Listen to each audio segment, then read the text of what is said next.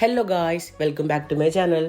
So இன்றைக்கி நம்ம எங்கே போக போகிறோம் அப்படின்னு பார்த்தீங்கன்னா எங்கேயுமே கிடையாது. ஏன்னா இது வந்து நாங்கள் நேற்றே போயிட்டோம். ஸோ நேற்று நாங்கள் எங்கே போனோம் அப்படின்னு பார்த்தீங்கன்னா ட்ரெக்கிங் பண்ணலாம் அப்படின்னு சொல்லிட்டு ஒரு மவுண்டெயினுக்கு போனோங்க. அந்த மவுண்டெயினோட நேம் வந்துட்டு கோட்டகங்கா மவுண்டெயின் அப்படின்னு சொல்லி ஒரு மவுண்டெயின்.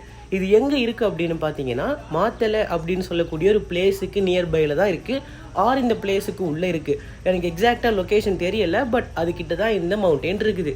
ஸோ இங்கே நம்ம இப்போ போய் ட்ரெக்கிங் பண்ணலாம் அப்படின்னு சொல்லிட்டு நாங்கள் என்ன பண்ணோம், ஒரு கூட்டமாக 20 பேர் என்ன செஞ்சோன்னா ஒரு வேனை பிடிச்சி போனோம் அப்படின்னா நீங்கள் நம்ப மாட்டீங்க. ஏன்னா எனக்கு என் வீட்டுக்கு பக்கத்தில் உள்ள சந்துக்கே தனியாக போகிறதுனா பல பிளான் போட்டாலும் சொதப்பி கோளாறுபடி பண்ணி தான் போவோம். பட் எப்படி இதை ஆர்கனைஸ் பண்ணி கரெக்டாக போனீங்க அப்படின்னு கேட்டிங்கன்னா அங்கே தான் ஒரு ட்விஸ்ட்டு. இந்த ட்ரிப்பை என்டையராக பிளான் பண்ணி அரேஞ்ச் பண்ணி எல்லாரையுமே ஆர்கனைஸ் பண்ணி கூட்டு போனது யார் அப்படின்னு பார்த்தீங்கன்னா பீகோ டிராவல்ஸ் அப்படின்னு சொல்லக்கூடிய ஒரு கம்பெனி. ஸோ இவங்க வந்துட்டு இந்த ஹைக்கிங் அது மட்டும் இல்லாமல் இந்த கேம்பிங் அட்வென்ச்சர் ட்ரிப்ஸ் இருக்குல்ல, ஸோ அதெல்லாமே பிளான் பண்ணி ஐலாண்ட் வைஸாக செய்யக்கூடிய ஒரு கம்பெனி. ஓகேவா? அவங்களோட கான்டாக்ட் டீட்டெயில்ஸ் வந்து நான் டிஸ்கிரிப்ஷன் பாக்ஸில் போடுறேன். ஸோ நீங்களும் இந்த மாதிரி ட்ராவல் பண்ணணுன்னா அவங்கள கான்டாக்ட் பண்ணுங்க. ஓகேவா? ஸோ அவங்க புண்ணியத்தில் இனிதே ஆரம்பித்த இந்த பிளான் என்னோட கால் முட்டி செத்து போகிற அளவு நடந்து போய் வீட்டுக்கு வந்தது தான் மிச்சம் அப்படின்ற மாதிரி போயிடுச்சு. பிகாஸ் நம்மலாம் மவுண்டெயின் ஏறுறதுக்கு லாயக்கே இல்லாத ஒரு பீஸு. மை ஒப்பீனியனில் என்னை பற்றி சொல்கிறேன். அப்படி இருக்கும்போது என்னை கூட்டு போய் லாக்கப் பண்ணி என்ற மாதிரி 2 மவுண்டெயினுங்க, 2 மவுண்டெயின் 2 நாளாக ஏறணும். அப்படி ஒரு சம்பவம் தான் இந்த சம்பவம். ஸோ இதுக்கு மேலே நான் தனியாக பேசினா போர் அடிக்கும் உங்களுக்குன்றதுனால ஒருத்தரை கம்பெனிக்கு கூப்பிடலான்னு முடிவெடுத்திருக்கேன். ஸோ அவனும் இந்த ட்ரிப்பில் நம்ம கூட ட்ராவல் பண்ணி இந்த கண்டென்ட்டை பற்றி எனக்கும் அவனும் ஐயோ ரொம்ப ஜாம் ஆகுது. அதாவது அவனும் அவனோட ஒப்பீனியன்ஸை ஷேர் பண்ணுவான் அப்படின்ற மாதிரி சொல்கிறேன். ஓகே, கூப்பிட்டுலாமா? அவன் ஒரு மண்டை கோளாறு பிடிச்ச லூசு பைய. நீங்கள் அவனை ட்ரெண்டிங்கில் கூட பார்த்துருப்பீங்க, கேட்டிருப்பீங்க வாய்ஸை. ஸோ ஆரம்பிச்சிடலாம். வணக்கம் டோலர்களே, எப்படி இருக்கீங்க?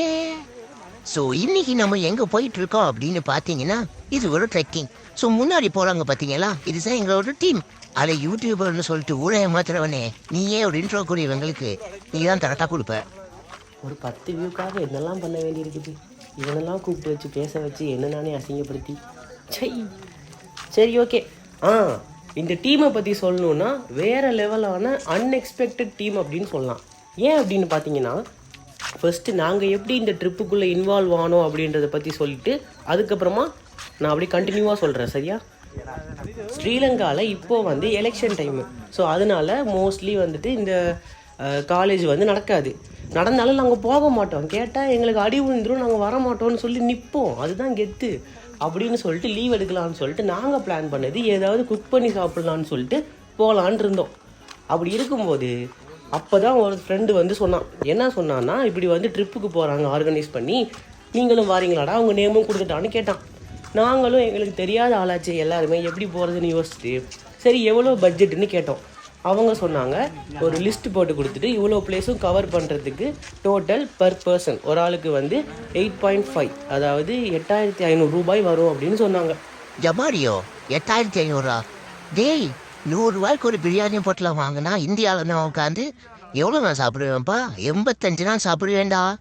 சாரி, 85 வேலை சாப்பிடுவேண்டா. இங்கே தான் மச்சான் உனக்கு சில மேட்ரே புரிய மாட்டேங்குது.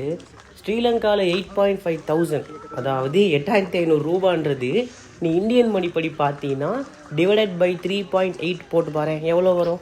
அந்த கணக்கெலாம் தெரிஞ்சா நான் தான் படித்து பெரியவாய் போயிருப்பேனே. எதுக்கும் கூட வந்துட்டு அப்படின்னு கொடுத்துட்ருக்கேன் மூதேவி. சரி நானே சொல்கிறேன். 3.8 கிடையாது, 3.60. அதில் டிவைட் பண்ணோம் அப்படின்னா கிட்டத்தட்ட 2,400 ரூபா கிட்ட வரும். ஸோ இதுதான் பட்ஜெட். ஸ்டோ இல்லை ஸோ இந்தியன் மணியில் ஒரு 2,500 எடுத்தீங்கன்னா அதுக்கு போன ட்ரிப்பு தான் இது. ஓகேவா? அப்படி நினச்சிட்டு பாருங்கள், உங்களுக்கு இது வந்து அஃபோர்டபுள் ப்ரைஸாகவே இருக்கும். ஸோ அந்த பட்ஜெட்னு சொன்னாங்க. சரின்னு சொல்லிட்டு நாங்களும் பே பண்ணிவிட்டு கிளம்புன ட்ரிப்பு தாங்க இது. அப்படி கிளம்பும்போது ரேண்டமாக தானே எல்லா பீப்புள்ஸும் வருவாங்க. ஸோ அப்படி ரேண்டமாக வந்தவங்க தான் இந்த 20 பேருமே. எங்கள் 4 பேர் தவிர மீதி யாரையுமே எனக்கு தெரியாது. ஸோ அப்படி போயிட்டு வரும்போது எல்லாரையுமே அண்ணா அக்கான்னு அப்படியே வாய் வழியாக கூப்பிட்டு வந்தோம். அந்த அளவுக்கு க்ளோஸ் ஆகிட்டோம். ஸோ அப்படி தான் இந்த ட்ரிப்பு வந்து ஸ்டார்ட் ஆச்சு. மவுண்டெயினை பற்றி பேசாமல் ஏன் இப்போ இதெல்லாம் சொல்கிறேன் அப்படின்னு கேட்டிங்கன்னா அடுத்து ஒரு 3 வீடியோ நாங்கள் வந்து ஒரே டீமாக தான் போயிருப்போம். ஸோ ஒரு பேசிக் இன்ட்ரோ கொடுத்தா தானே உங்களுக்கு வந்து புரியும். ஸோ என்ன கான்டெக்ஸ்ட்டில் போயிருக்கானுங்க, எவ்வளோ பட்ஜெட்டு, அதெல்லாம் சொல்லணும்ல. ஸோ அதுக்காக தான் இந்த ஸ்டார்டிங் ஒரு 5 மினிட்ஸ். ஓகே, இப்போ நம்ம வீடியோக்குள்ளே போகலாம். ஸோ இங்கே வந்து நிறைய பிளேஸை நான் வந்து மியூட் பண்ணியிருப்பேன், ஏன்னா பாட்டு போட்டு வைப் பண்ணிட்டே வந்தாங்களா. ஸோ நம்மளும் வைப் பண்ணலாம். இங்கே பண்ணுனா என்ன ஆகும்? முடிச்சு விட்டீங்க போங்கன்ற மாதிரி ஓட ஸ்ட்ரைக்காலே அடிப்பானுங்க. ஒன்று ஆல்ரெடி 3 வாங்கினது ஞாபகம் இருக்கா இல்லையா? கம்பெனி சீக்கிரட்டை வெளியே சொல்லாதடா. நல்ல வேலை ஒன்று ஒன்றா வந்துச்சு, கண்டினியூவாக 3 வந்திருந்தா அவ்வளோதான், முடிச்சு விட்டுருப்பாங்க. ஸோ அப்படின்னு சொல்லிட்டு ஜாலியாக பேசி போனாங்க. அப்போ தான் தலைவன் கண்ணில் மாட்டினான், இந்த ஓனான்னு செமையாக இருக்கான்ல. ஸோ அவனையும் கேப்சர் பண்ணிட்டு அப்படியே கிளம்பி போனாங்க. ஸோ இவங்க தான் இப்போ வர்றாங்களே இந்த அக்கா. ஸோ இவங்களும் வந்து ஒரு பார்ட்னர், அதாவது இந்த கம்பெனி, அதாவது ஒரு 2 பேர் சேர்ந்து தான் இதை வந்து ஃபுல்லாக ஆர்கனைஸ் பண்ணி கொண்டு போகிறாங்க. அதில் ஒருத்தங்க தான் இந்த அக்கா. ஓகேவா? ஸோ இவங்க தான் என்ன அப்படியே அன்பால் யூடியூபர்னு சொல்லுவாங்க. நானும் மோட்டிவேட் ஆகி அவ்வளோதான் தண்ணிக்குள்ளெல்லாம் கேமரா விட்டு எடுத்தேன் அப்படின்னா பார்த்துக்கங்களேன். அப்படி ஒரு விளையாட்டு காமிச்சேன் நான். ஐயா மகராசங்களா, நீங்கள்லாம் பார்ப்பீங்கன்னு நம்பி தான் நான் அந்த ஒரு குச்சியெல்லாம் எடுத்துகிட்டு போய் அதில் போன மாட்டி வித்தெல்லாம் காமிச்சு இதை குரங்கு செட்டெல்லாம் பண்ணேன். ஒரு 10 பேராவது பார்த்துருங்க சாமி, புண்ணியமாக போகும். இந்தா கத்திருச்சுல, நல்ல சகுனம். அதனால் நீங்கள் பார்த்துருவீங்கன்னு நம்புகிறேன். ஸோ வாங்க போகலாம். ஸோ இப்படி தாங்க இந்த என்டையர் மவுண்டெயினே இருக்கும். ஸோ இங்கே நாங்கள் எதுக்கு ஸ்பெசிஃபிக்காக போகிறோம் அப்படின்னு பார்த்தீங்கன்னா, ஒரு வாட்டர் ஃபால்ஸ் அப்படின்னு சொல்லலாம். வாட்டர் ஃபால்ஸ் வந்துட்டு டாப்பில் இருக்கும். நாங்கள் போகிற மவுண்டெயினே ஆல்ரெடி வேனில் வந்து பாதி மவுண்டெயினில் ஸ்டாப் பண்ணி அங்கேருந்து ஒரு பாதி மவுண்டெயின் ஏறி போவோம். அதுக்கும் மேலே தான் அந்த வாட்டர் ஃபால் இருக்கும். அது வரைக்கும் ஏறி போகணுன்னா அவ்வளோதான். நான் வரும்போது எப்படி வருவேன்னு தெரியும்ல, ஆல்ரெடி பொழுக்குன்னு இருக்கேன். இப்போ நான் இப்படி ஏறி வந்தால் என்ன ஆகும்? இருந்தாலும் நான் போனேன், உங்களுக்காக எடுக்கலாம் அப்படின்னு சொல்லிட்டு போனேன். அந்த பயணத்தின் வெளிப்பாடு தான் இப்போ நீங்கள் பார்த்துட்ருக்கேன் இந்த கிளிப்பு. ஓகேவா? ஸோ அடிக்கடி ஏன்டா திருப்பி அந்த மவுண்டனையே காமிக்கிறேன் அப்படின்னு கேட்டிங்கன்னா, வேறு கண்டென்ட் இல்லைங்க. நான் என்னது காமிப்பேன், இதாங்க இருக்குது. போகிற வழியில் இருக்கிற எல்லாத்தையும் காமிச்சிட்டு போவேன். ஓகே,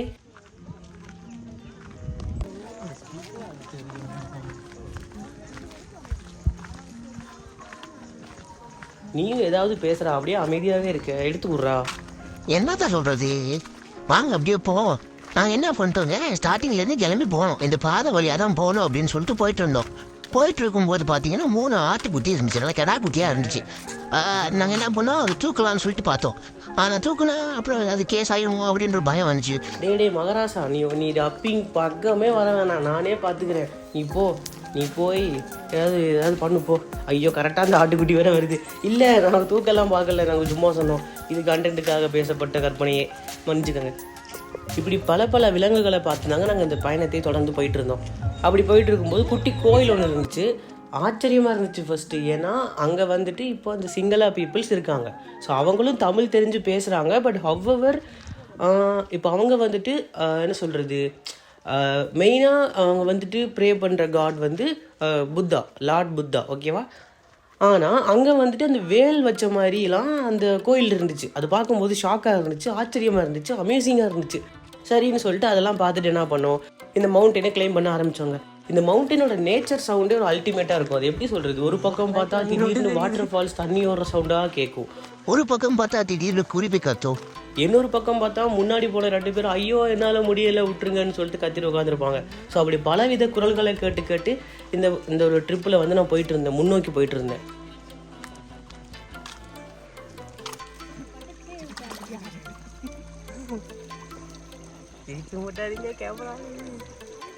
அப்படி போகிறப்ப மாட்டின ஒரு பிளேஸ் தான் இந்த பிளேஸும். ஸோ அதுக்கப்புறமா நாங்கள் மெதுவாக அப்படியே ஏறி போயிட்டு இருந்தோமா. இங்கே என்ன ட்விஸ்ட் அப்படின்னா, நாங்கள் ஒரு ட்ரிப் அட்வைஸரை பிடிச்சோங்க.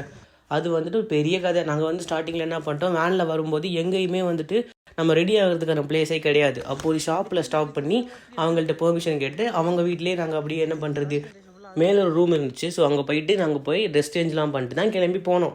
ஸோ அப்படி போகும்போது ஒரு ட்ரிப் அட்வைஸரை கூப்பிட்டு போங்க அப்படின்னு சொல்லி அனுப்பி விட்டாங்க. அது ஏன் கேட்குறீங்க, அவர் நல்லவரா வல்லவரா அதெல்லாம் தெரியாது. இழுத்து விட்றாரு மூக்கிலேயே புகைய. என்னால் முடியலை. ஏண்டா நானே இழுத்தா கூட எனக்கு அவ்வளவு லங்ஸ் ப்ராப்ளம் வராது, நீ இழுக்கிறத பார்த்தாலே எனக்கு வந்துடும் போலடா, பாத்தியான்ற மாதிரி இருந்துச்சு அந்த இழுப்பு. அதுக்கப்புறமா எப்படியோ அட்ஜஸ்ட் பண்ணி நாங்கள் வாட்டுக்கு போயிட்டோம். ஸோ அப்படி போயிட்டு இருக்கும்போது அங்கே தான் ட்விஸ்ட்டு. இப்போ நீங்கள் பார்க்குற இந்த ஏரியா இருக்குல்ல, ஸோ இங்கே வந்துட்டு நிறைய பீப்புள்ஸ் இருந்தாங்க. ஸோ இங்கேயுமே வந்து நிறைய வில்லேஜ்னு சொல்ல முடியாது, ஏன்னா வில்லேஜ்னால் கூட ஒரு அட்லீஸ்ட் ஒரு 50 வீடாவது இருக்கணும்ல. இது அப்படி இருக்காது. அந்த 50 வீடே இருந்தாலுமே எப்படி இருக்குன்னா, ஒரு வீடு, அப்புறம் ஒரு பெரிய லாங் கேப், அதுக்கப்புறம் நெக்ஸ்ட் வீடு, அப்புறம் ஒரு மவுண்டன் கொஞ்சம் ஏறின அப்புறம் நெக்ஸ்ட் வீடு.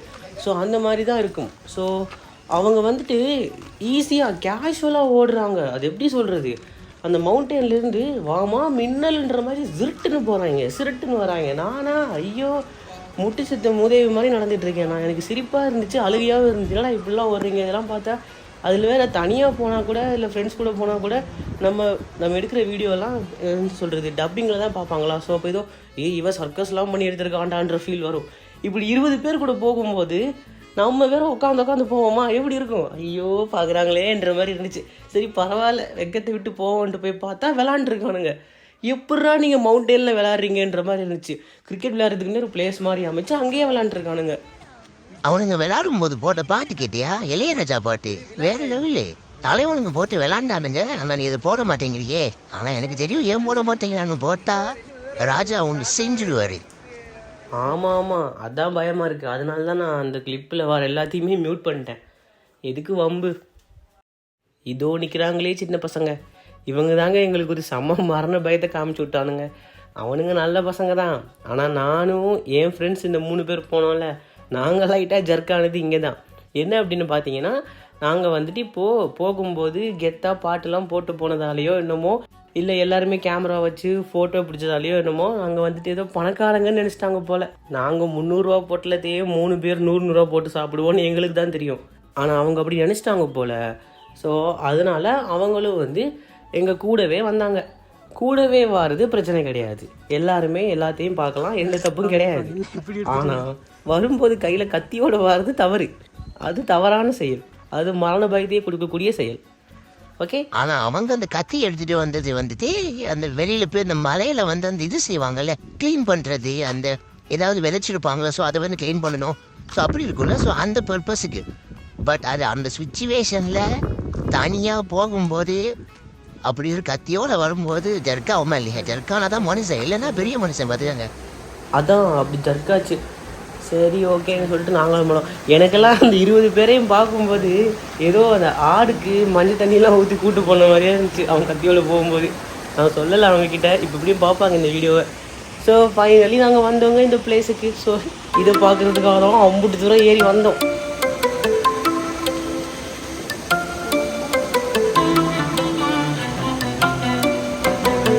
அப்படியே இந்த பக்கத்து திருப்பினீங்கன்னா, திருப்பிட்டாண்டா இதாங்க அந்த வாட்டர் ஃபால் அங்கே தெரிஞ்சு பார்த்தீங்களா, அதான். ஸோ அங்கேருந்து என்ன பண்ணுவோம் அப்படின்னு பார்த்தீங்கன்னா, தண்ணி வந்து வரும். அப்படியே வர்ற வாட்டர் வந்து இது வழியாக வந்து அப்படியே இதுலேருந்து கீழே போகும். ஸோ அப்படி ஒரு பிளேஸ் தாங்க இந்த பிளேஸ். ஸோ இதுக்கு மேலேயுமே நாங்கள் அந்த எட்ஜுக்கு போகிறது தான் பிளான், பட் டைம் பத்தலைங்க. ஸோ இந்த கிளிப்பில் கூட நீங்கள் பார்த்தீங்கன்னா, நாங்கள் கொஞ்சம் நேரம் நிற்கும் போதே மழை வந்துருக்கோம், ஸ்டார்ட் ஆயிடுச்சு. ஸோ இப்படி மழை வந்ததால் என்ன பண்ண முடியும், நம்ம மறுபடியும் அங்கே போனோம்னா அந்த அட்டைப்பூச்சிலாம் இருக்குதுன்னு சொன்னாங்க. அந்த ரத்தத்தை கடிச்சு குடிக்குமே அன்னியன் படத்தில் வந்து அந்த பூச்சிலாம் இருக்கும் அப்படின்னு சொல்லிட்டு நாங்கள் போகல. சரின்னு சொல்லிட்டு இதோட ஸ்டாப் பண்ணிட்டு கிளம்பி போனோங்க. ஸோ இவ்வளோ தூரம் இவ்வளோ பெரிய மவுண்டன் ஏறி வந்து நாங்கள் பார்த்தது இந்த பிளேஸ் தான். ஸோ இதுக்கப்புறம் வர நெக்ஸ்ட் வீடியோவில் இதே மாதிரி ஒரு பிளேஸில் என்ன பண்ணியிருப்போம்னா, போய் குளிச்சிருப்போம். நல்லா குளிச்சுட்டு அதுக்கப்புறமா அதுக்கடுத்த வீடியோவில் என்ன பண்ணியிருப்போம் அப்படின்னு பார்த்தீங்கன்னா, ஒரு நேச்சர் வியூ பாயிண்ட், அதாவது அது பர்ஃபெக்டாக இருக்கும். இதே மாதிரி இதை விட கொஞ்சம் கொடூரமான ஒரு மவுண்டன், அது அப்படியே செங்குத்தாக போகும் 90 டிகிரியில். ஸோ அது மாதிரிலாம் ஏறி சர்க்கஸ்லாம் பண்ணி ஒரு வழியாக அந்த வியூவை பார்த்தவங்க. வியூவை பார்க்கும்போது ஒரு சாட்டிஸ்ஃபேக்ஷன் வந்துச்சு. அங்கே தான் ஒரு சம்பவமும் நடந்துச்சு. அந்த சம்பவத்தை பார்த்தீங்கன்னா அரண்டுருவீங்க. லிட்ரலி அது என்ன சொல்கிறது, ஒரு வேணாம் பயமாக இருக்குது. நீங்கள் அந்த வீடியோவில் நான் அதை எடுத்தே வச்சிட்டேன் ஃபோட்டோவாக, வீடியோவாகவே.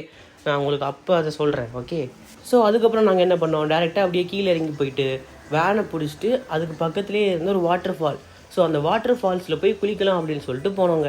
ஸோ அந்த வீடியோ வந்து நீங்கள் நெக்ஸ்ட் வீடியோவாக பார்ப்பீங்க. ஸோ அந்த பிளேஸும் வந்து அல்டிமேட்டாக இருக்கும். அதாவது ஒரு மவுண்டனுக்கு நடுவில் இதே மாதிரி ஒரு வாட்டர் வர பிளேஸில் போய் குளிச்சா எப்படி இருக்கும், வேறு லெவலில் இருக்கும்ல. ஸோ அந்த பிளேஸ் தான் போனோம்.